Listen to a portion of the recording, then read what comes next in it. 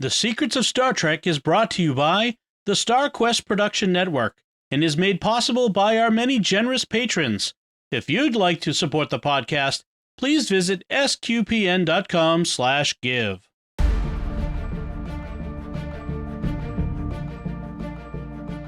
You're listening to The Secrets of Star Trek, where we discuss the hidden layers and deeper meanings found in all the Star Trek TV, series, movies, and more. And today we're discussing the Voyager episode, Day of Honor. I'm Dom Bettinelli, and joining me today on the panel are Jimmy Akin. Hi, Jimmy. Happy Day of Honor. Happy Day of Honor to you, too. And Father Cory Sticha. How's it going, Dom? Very well, thanks.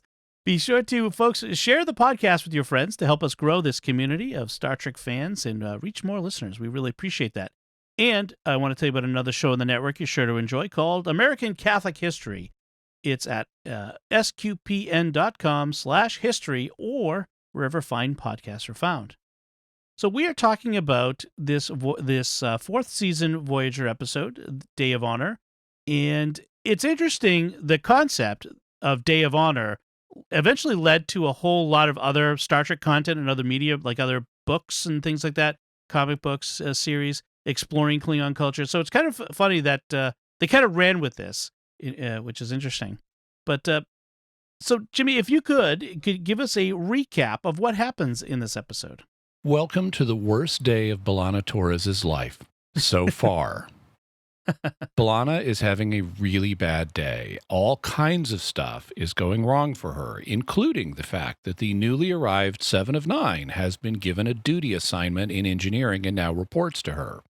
Survivors of a race recently assimilated by the Borg have also shown up, and it's the Klingon Day of Honor, which B'Elanna most definitely does not want to celebrate. It involves a ceremony using pain sticks, eating disgusting food, and other unpleasant activities. And ultimately, a crisis occurs that forces B'Elanna to eject the ship's warp core, stranding Voyager. When Tom Paris and B'Elanna go to retrieve the warp core, they end up getting attacked. The warp core, can you tell this day is going badly? The warp core gets stolen by the aliens, and she and Tom end up floating in spacesuits that are leaking air. This desperate situation finally forces B'Elanna to confess her love for Tom. Meanwhile, the aliens who have the warp core try to extort a bunch of stuff from Voyager, but Seven and Captain Janeway give them some unobtainium technology and they go away, allowing Voyager to rescue B'Elanna and Tom. The end. B'Elanna is a terrible, horrible, no good, very bad day. Yeah. Even in the Delta Quadrant. Yeah. The classic children's book. So, yes, the episode starts with Seven asking for a duty assignment because she doesn't like hanging out alone all the time in the cargo bay in her alcove, which it's kind of funny because Borg, used to being part of a collective, are kind of classic extroverts. They need to be around other people. So, I guess she's doing the extrovert or thing. at least they need to be introverts around large numbers of other introverts. Yeah. Right. Okay. That's a possibility too. Yeah, they definitely don't have to worry about getting bored in the collective, and apparently 7 of 9 is. Yes. Which is a good insight on the part of the writers. Yeah. Yes. So, yes, she asked, she's got clear engineering skills, and she asked Chakotay to assign her to engineering. And then we get some engineering time. We see Vorik, the Vulcan engineer, played by Alexander Enberg, who is the son of producer Jerry Taylor, nepotism. He also played Tarek, the Vulcan, the very similarly named Vulcan, on the TNG episode Lower Decks, and then would play Vorik several more times in Voyager here. And I guess in books and various other places, we get told that Tarek and Vorik are twins, serving on separate ships. Yeah. So, and why not? Vorik is kind of the loser twin. Yeah. He comes across as not quite competent, or at least not up to the skill level of some of the other engineers. So when Chakotay comes and tells... Or up to the level of Vulcaning of people like Tuvok.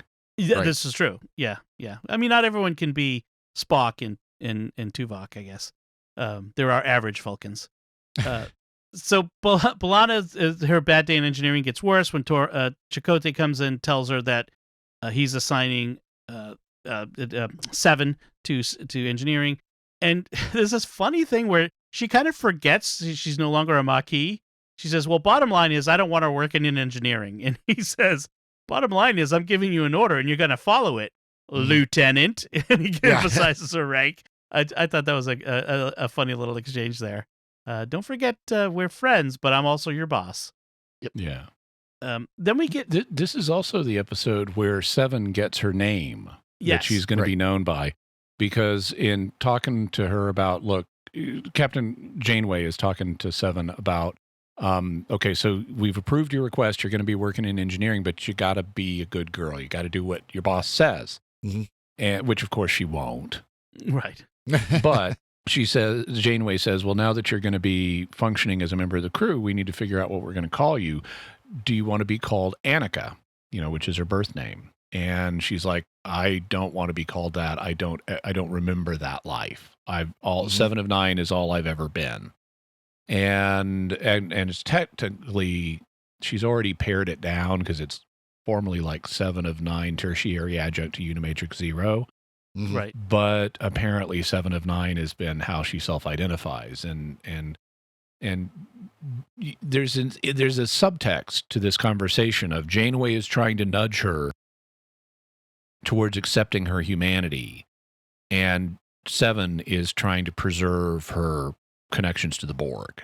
Right. And so they find this compromise where Janeway says, well, how about 7? And, at least it's not 7 of 9, which is way too Borg, because it refers to those other 8 Borg that were part of the 9. And 7 decides, imprecise, but acceptable. And that's true. It is less precise than 7 of 9, but it is acceptable. And so that's how she becomes known as 7 for short. And I realized that, I've always thought 7 is a great name. I don't have even when I was a kid, there was a Peanuts character called 5.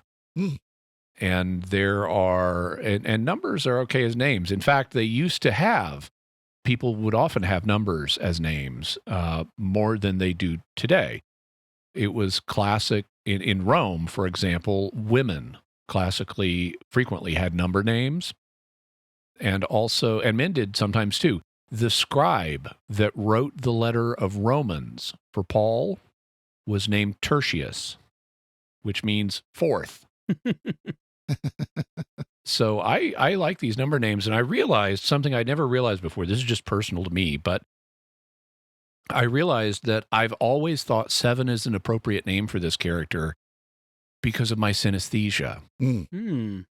Because I have several forms of synesthesia. One of them is color grapheme synesthesia, where you perceive letters and numbers as colors. And the number, for me, in my personal synesthesia, the number 7 is yellow. And Jerry Ryan, Jerry Ryan, is has blonde hair, as 7 of 9. And also if you spell it out, 7 has gray and yellow in it. The V is gray and the N is yellow. And so she's wearing this gray cat suit with yellow hair, and that goes with the spelled out version of the name. And I realized on some subconscious level, I've always thought 7 was a great appropriate name for this character, in part because of the colors I was perceiving associated with it. Oh, that's funny. Now, Jimmy, though, with all this conversation of names as numbers, just remember, I am not a number. I am a free man. What was that from? You are number 6. Oh, right. Prisoner. Yes. I was thinking of the movie The Big Night, where the brothers are Primo and Segundo, because the one was born first and one was born second. So I had that come up in a I used that once from the opening narration of The Prisoner. You have the prisoner protesting, I am not a number, I am a free man. And then the voice of number 2 says, you are number 6. And he replies, who is number 1? Yep. And I was once, when I was first learning to Morris dance, in the set of dancers, you have a number that tells you what role you're playing. And in a 6-person set one night, I wish I'd been dancing the number 6 position, but I wasn't. I was the number 5. And the discussion of numbers came up, and I said, I am not a number. I am a free man. And the team foreman at the time thought for a second and said, you are a Morris man, and you are number 5. And that's funny. That's good. So at this point in the episode, the captain and Seven get called to the bridge because they've discovered this decrepit old starship that's just kind of bumping along in through space, barely making way. And it turns out they're Borg, refugees from the Borg, looking for help. Their entire planet of millions of people have been assimilated, and they're just a few thousand people left on a couple dozen ships, I guess it is. So basically, Battlestar Galactica makes a cameo. Yep. Right. Except they don't have a Battlestar, which would have been better for them. Yeah. I do like, though, this. I think this is a really great idea to have. I don't think they do enough with it, but I think it's a really great idea to have the Voyager encounter of the survivors of a race that has just been assimilated in this situation and shove it in 7 of 9's face. Yep. Right. And so they're called the Katati.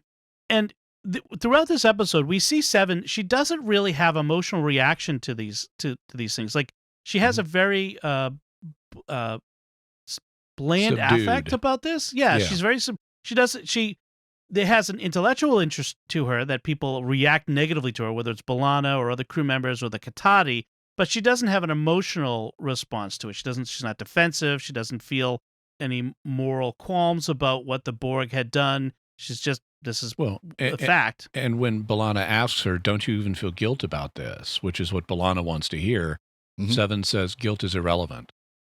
Yes. And that shows how much she's still thinking like a Borg. Because for a Borg, feelings are irrelevant. And that's very much a part of her character arc going forward is her understanding what it means to be human, to have an awareness of what she did as a Borg and, and her feelings for others as well. Right. We're recording this before we've seen Picard Season 2, but in Picard Season 1, we've seen how far Annika, as she's then known, has changed from that point. Hey, what you doing out here, John Luke? Yeah, she's a very different, she's still 7, but there's a very different and even by season trajectory. 7, the final season of Voyager, she has changed a lot. She's much more human, much more expressive, so she's got very much a character arc that relationships they've built. So we also have B'Elanna still dealing with her Day of Honor thing. She's in the in the dining room, what is it called? The mess hall. Mess hall. Yes, my brain. And Neelix is trying... Oh, no. So it's just occurred to me how much mess hall sounds like missile. and that brought to mind Far Out Space Nuts, which was not a cartoon, but a live-action Saturday morning television show back in the 70s starring Bob Denver. Gilligan. Yeah. And the premise of Far Out Space Nuts is Bob Denver's character and his pal, who is not played by Alan Hale Jr., but is functionally the equivalent of the skipper, are caterers. And they are like putting reheatable meals, like frozen dinners effectively, on board a rocket that is going to be launched with astronauts on board. So they're putting on the astronauts' meals. You see this in the opening credits of every episode. And as they're doing that, the boss character is going down a checklist and says, lunch? And in response to that, Bob Denver's klutzy Gilligan-like character mishears it as launch and hits the launch button, thus causing them to become lost in space for the series. And so now between mess hall and missile and lunch and launch, there's got to be some use for that conjunction of sound alikes. That's right. That's funny. Especially if you apprentice someone to be a pilot and the maid you've entrusted them to mishears and apprentices them to a pirate. Right. Especially if they often think they're an orphan. Yes. So anyway, Neelix in the mess hall, missile mess hall, wants to do his ambassador of morale thing or whatever he calls himself, and is trying to celebrate the Day of Honor for the only Klingon on board, and brings the blood pie, and B'Elanna doesn't want anything to do with it, and then he makes this offer to her to be her pressure valve, because he notices that she has this temper that she's barely able to control, and it builds up and builds up until she explodes at someone inappropriately and gets in trouble. And so he offers to be her pressure valve. She can blow up at him, say all kinds of things, question his parentage, and he'll never take offense at it. And she's like, I can't do that to you. That's kind of dangerous, because when Klingons release pressure, it tends to get physically violent, not just words. Yeah. Well, I think he has enough trust in her self-control. But this is a really touching offer. Yeah. And it's nice. And deals like this happen in real life. Right. You know, people will really say, look, I know you need to maintain a certain presence in front of others, but if you need to blow off steam, you can come to me. Oh, yeah. And so she's touched by this and decides to engage a little bit more with the Day of Honor stuff. Yeah. I do like the line he has about, traditions are good and they're things worth preserving. Right. In reference to celebrating her heritage. Yeah. Yeah. Yeah. That is true. She explains the Day of Honor is when Klingons examine their behavior over the previous year to see if they measure up to Klingon standards of honor. That's how the day is thought of. So she decides to go through with the ceremony, goes to the holodeck, where she tries to do the ritual. It doesn't go well. You have to eat Heart of the Targ, which is replicated. She does that. Yeah, she does that. Then there's the whole thing with pain sticks, where you have to be hit with pain sticks while 20 reciting, pain sticks. Yeah, reciting something. And she's like, yeah, this doesn't sound like fun to me anymore. And then has to fight her way off the holodeck. Instead of just saying end program, she has to fight her way out, which I suppose is a nice release for her. And she leaves the program running as she abandons it. And the pain sticks aren't even like Worf, where when he did the his Day of Ascension anniversary, that they just lined up and hit him from both sides. No, this is like one at a time.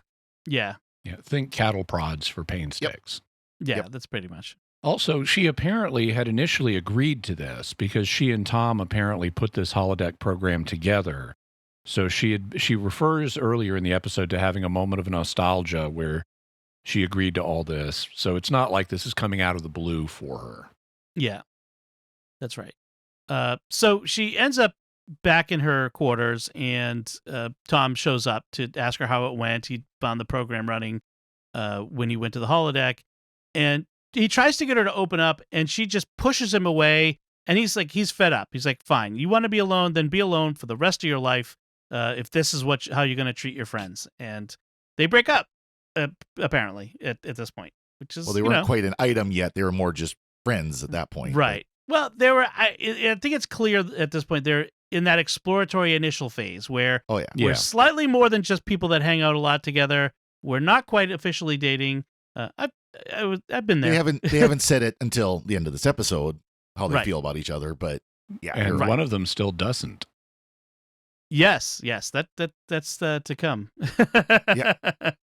So, meanwhile, they've got this Katati leader who's come aboard, and the Janeway's trying to give them the supplies because, of course, we're not in Starfleet, we're not in the Federation, our supplies are limited, and so she offers stuff to the Katati, and he kind of says, "Well, thanks, but you guys are living here. I see you, and you guys are well fed. You're living in luxury while my people are starving." So excuse me if I don't, accept your scraps as a great gift. Which is he's more diplomatic than that, but I love the point that but from my perspective, you people are living in fantastic luxury, which they are from a 21st century perspective, right?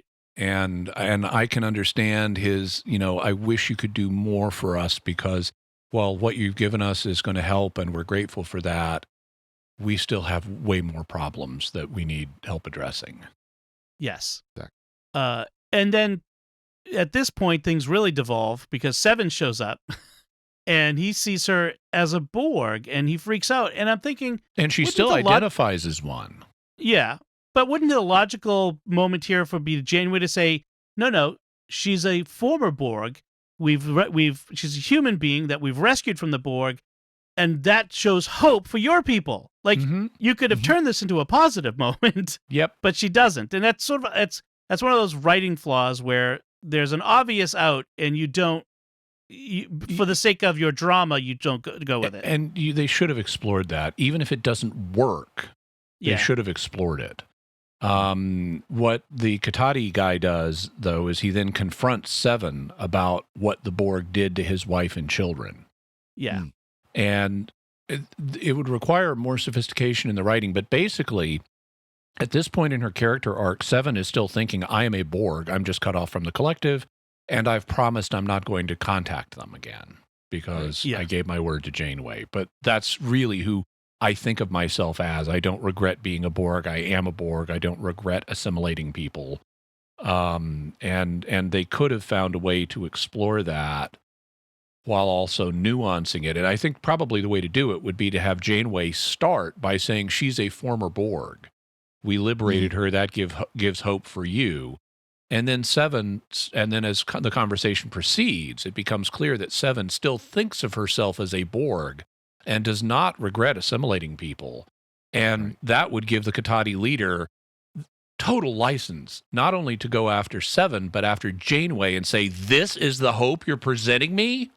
Right. Exactly. But what happens is Tom Paris has a conversation with her in the corridor and says, however angry people are at you for being a Borg, what matters is, whatever your past, what matters is who you are now. Which is a refreshing in 2022. That's a refreshing attitude. Well, of course, Tom is a good one to say that because he's a rehabilitated criminal. He's got a past. Yeah, exactly. So he's been a victim of cancel culture himself. Exactly. Right. So, meanwhile, we were doing all this research on Twitter the other day, and it turned out that 10 years ago, this person was a Borg. They've totally got to be canceled now. Yep. She used to be fired from her job on board the Enterprise, the Voyager. Yes. So one of the things that she's working on, Seven is working on in engineering, is potentially getting transwarp technology going on Voyager so that they can, like the Borg, hop right into the Alpha Quadrant. So they can transwarp home. Yes. Yep. And which eventually succeeds. Spoilers. So they do this transwarp conduit experiment that goes horribly awry and leads to ejecting the core and to save the ship. And that's when B'Elanna says she's having a terrible day, the worst day of her life. And she suspects, in fact, Janeway kind of suspects that Seven may have done it intentionally. And they address that in the investigation. So Seven brings it up. Do you suspect me? And Janeway confronts that and says, and they end up getting past that, which is, I think, I'm glad they at least address it in this episode. And later they get evidence that it wasn't Seven doing that. Right. It just was the something that went wrong. And when Janeway believes her denials, Seven says that she's surprised at the acts of compassion that she's experienced, that others have experienced. And so this seeing others, being compassionate toward others is a formative experience, and it helps her and it helps the crew in the resolution of this episode later on, but we'll get to that. But we've got the core that's been ejected floating in space and didn't blow up, luckily for them. And so Paris and Torres have to go get it. It's 1 million kilometers away. The Voyager's impulse engines are conveniently down, and so they get in a shuttle to go get it. One of the many, many, many shuttles that Voyager. Well, since we now know that they've got shuttle replicators available. If only they had a vehicle replicator. Yeah. Yes. I'm not sure they get that until a lot later, but maybe they have. Maybe they have a 3D printer for parts and they build it. They said at the beginning of Voyager that they have a limited number, so this wouldn't be a problem if they hadn't said that. Yeah, right. Exactly. So they go and there's ionic turbulence or some dumb made up thing, space thing that that has to happen in order for the shuttle to go kablooey and them to escape in the nick of time. They have a minute to put on these very bulky spacesuits that they get on very quickly. That's not going to happen. Yeah. Right. Well, and the shuttle goes kablooey because the alien race had captured the warp core and was taking it, and then they try to disrupt the tractor beam, and they do some kind of technobabble feedback, reverse the polarity. Reverse polarity of the neutron flow, and it ends up causing problems to the shuttle. That's right, and it blows up the shuttle. They can't transmit back Mayday and etc. The space turbulence is what causes the suits to start leaking oxygen. So they're floating in deep space with no. By the way, I have to throw in the rant here. Do you notice that Paris and Torres are having conflict? They're in the middle of there's tension, and they don't spend 2 minutes yelling at each other about the tension they have in the middle of this catastrophe. Right. Gee, what series could that be I'm talking about? Right. Spend a lot of time talking about their feelings about the situation. Right. Yes, we. There's Sorry, I just had to throw that in there. Discovery rant. So they end up having to share B'Elanna's oxygen, but even then, there's not enough for them to last for very long. And they send, Technobabble carrier wave back to Voyager. The Kitati have now come back to Voyager, and because Voyager doesn't have its warp core, they now have the advantage. Let's extortion some. Yep. Yes, and they basically want to strip Voyager of everything it has in order to and leave them, worse off than the Kitati were. And meanwhile, we also want the Borg. We want her too, so we can do bad things to her and take out our rage on her. I like how even as he's attempting extortion, the Kitati leader is still pretty diplomatic about it. He's like, we have all these people, they really need this stuff, and previously we agreed to a certain set of things because we had no choice. Your ship was much more powerful than us, but that's obviously changed, and so we need to renegotiate. And so this is extortion, but he's not being a total mustache twirling villain about it. Right. Instead, he's being Admiral Kane with the Pegasus. It's like, okay, got this ship here. We need its parts. We're going to strip it for the greater good of our group. Right. He's being pragmatic in a sense. Mm-hmm. So Seven's the one who comes up with the solution to the Kitati problem. She's like, by the way, we have, in my head, I have their energy technology that they've lost because their civilization was destroyed. That the Borg assimilated that, so we could, build them a reactor for them to take, and that would be enough for them to start to rebuild. Yeah. Specifically, their technology is very heavily dependent on thorium isotopes, and they need certain thorium isotopes in order to power their stuff, and they don't have a way to make thorium isotopes. But Seven does, and so she's willing to share the technology for here's how you can make all the thorium isotopes you need and start powering things up again.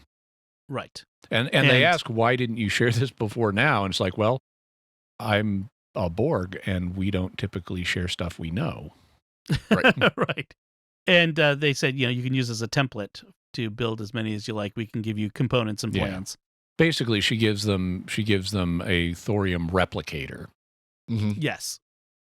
And then B'Elanna and Tom floating in space. They're facing death, and so that's when she's forced, dragged out of her finally to admit her emotions. Takes a long time. It takes too long to tell Tom she loves him, and this is what you were referring to. And then he doesn't say it back. And he's just silent, and she. No, he says, "You picked a great time to tell me." It's like, what you meant to say was, "I love you too." No. That's later. That comes later. He's silent, and finally she says, "Say something." Right. Yeah. And that's when he gives this evasive answer. Right. And I'm sorry, but this scene has been done better on other science fiction shows. Where you have people who are both about to die, and one of them confesses their love for the other, when the other is not really sure that they are loved back. And I don't blame Tom for not yet being at the point of loving B'Elanna. but she's about to die, and you're about to die with her. Right. Don't make her last moments be filled with embarrassment and shame. Tell her you love her back, even if it's in a totally platonic sense and you're mentally reserving it. You can clarify, if you both survive, you can clarify the reservation. You know? Right. You could, like when this happened on Babylon 5, Delenn and Lanier are on a ship that's been wrecked, and they're about to die of oxygen depletion. And Lanier confesses what's been obvious to the audience for ages, which is that he's in love with Delenn. And then when they're rescued, Lanier is embarrassed about the revelation, and Delenn gently lets him off the hook in a face-saving way by saying, I don't really remember a lot of what happened when we were oxygen deprived, but I do remember that for a moment I felt extremely flattered. Nice. That is very diplomatic. Yes. So one of the, actually, Father Cory, this was when I wrote down, can you imagine how bad this scene would be on Discovery? Oh, it'd be terrible. Yeah.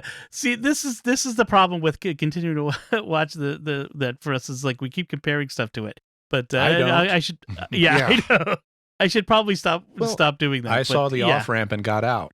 Yeah. And you know, we're not to hold up Voyager as like the pinnacle of science fiction writing by any stretch of the imagination. Yeah. Because it's not. Yeah. But it's saying something where that this series, which is not a bad series, but it's not great, is still better than what they're putting out today. And this was written almost 30 years ago. Well, part of it is because it was a different time, they have a different approach to things. But also, I mean, there's not to say there isn't good things about Discovery, and there's good things about Voyager, and good things about but yeah, we have very specific complaints about and Discovery. there are some actually really good commentaries online about not just Discovery, but a lot of TV that's put out today, a lot of writing that's done today about why it is so miserable. Yeah. That might be a topic for another episode, frankly, where we could talk about what makes older stuff different from the newer stuff. But because I've seen some interesting things. We're recording this while we're in the early stages of the Soviet or the Russian invasion of the Ukraine.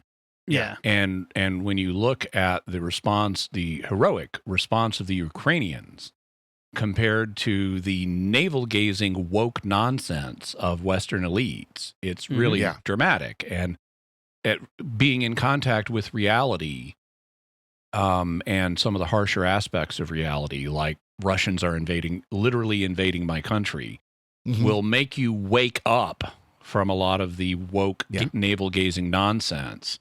And I think that's part of, wokeness is a disease of the affluent and safe. And the reason that so much of the writing we have now has this terrible navel-gazing emotional nonsense is because the writers have grown up in an environment that was so safe and prosperous that they could afford to worry about this tiny emotional crap instead of having to face up to, we're in a dangerous galaxy and we need to deal with that danger in a mature and effective way. Right. Yeah. I'm curious how this episode, this episode that you're listening to now is probably coming out sometime in August of 2022. I'm curious how well this will age and what will have happened between the time we record this and you hear this with that. I'm going to come back and check it out. I'm guessing that wokeism doesn't solve the problem. And no. And together and our togetherness won't help either. Right. All right. So that's where things end. The Voyager, it's funny how they end this with them still in space, Voyager showing up and then beaming out. Yeah. Well, yes. Yeah. I like they kind of do this reverse angle where we see Voyager arrive in the reflection of B'Elanna's helmet, which is kind of nice. It's a nice little subtle thing. And that's where we end, right there. So any further thoughts, notes, Father Cory? I was very disappointed. No doctor. The doctor was not in here. Oh, Robert Picardo was not in here at all. That's right. Which is very disappointing because he's very much, if not my most favorite character of Voyager, he's definitely one of them. So on vacation, he's definitely the breakout character. They thought it was going to be Neelix, but they thought they were setting up Neelix as a kind of Quark because Quark was the breakout character on DS9. So they thought, let's make someone that kind of has some qualities of Quark, visually and morally and things. And they came up with Neelix, and it's like, yeah, no, he's not the breakout character. Try too hard. They never predict the correct breakout character. They never predict. They know who the right character is going to be. Anything else? Nope, that's it. Jimmy? Nope. All right. We'd like to take a moment to thank our patrons who make it possible for us to create the Secrets of Star Trek, including John K., Chris, Joseph S., Ronald S., and Austin T. Their generous donations at sqpn.com/give make it possible for us to continue the Secrets of Star Trek and all the shows at StarQuest. You can join them by visiting sqpn.com/give. And we'd also like to thank Victor Lambs, who edits the show for us every week. So that's it from us. We'd love to hear what you thought of Day of Honor. You can let us know by commenting on the show at sqpn.com/trek, or our Facebook page at facebook.com/StarQuestMedia, or send an email to trek@sqpn.com. We'll be back next time when I'm not sure what we'll be discussing, because as we record this, it's possible that next would be the third season of Lower Decks, but it might not be. So I can't tell you what that's going to be yet. So we have yet to collapse the wave function on that one. Yes, exactly. Yep. So until then, Father Cory Sticha, thank you for joining me and sharing the secrets of Star Trek. And thank you, Dom. Jimmy Akin, thank you as well. Thanks, and kapla! And once again, I'm Dom Bettinelli. Thank you for listening to the Secrets of Star Trek on StarQuest. And remember, I've always thought traditions were good things worth preserving.